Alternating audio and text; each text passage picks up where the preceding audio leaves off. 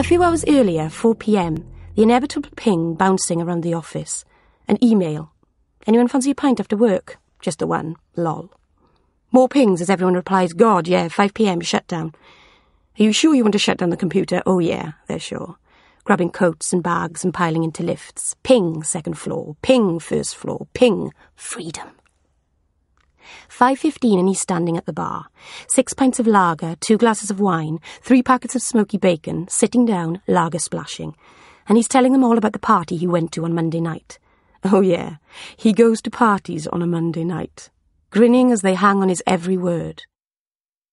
Fast forward, it's 10 p.m. and everything's starting to blur. The lightweights and the marrieds have gone. It's just Steve, Fat Beth, the Chinese dude from marketing, and, of course, Darren. Stupid little Darren. Fat Beth wants to go to Exit. It's full of gays, but the music's decent.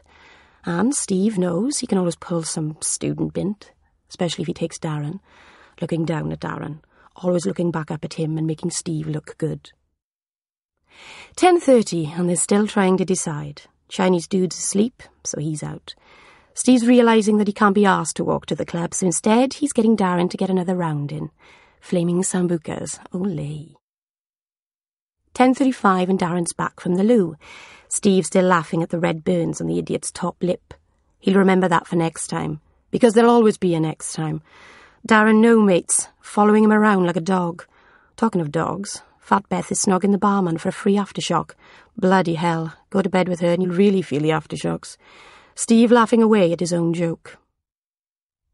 11 p.m. and they're being kicked out. Fat Beth asleep in the gutter. Steve knowing what's coming. It's the same every night.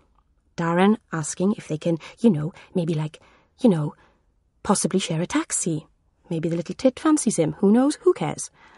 Steve knowing at least he won't have to pay the fare. And there's a taxi coming round the corner. So tempting just to push Darren in front of it. He's wittering on about how much fun he's had. Like getting hammered is still some kind of big new thing for him. And they're climbing into the taxi and collapsing into the seat. The taxi's moving and he's watching the street lights pass and some girl chucking up on the pavement, her mates crowded around.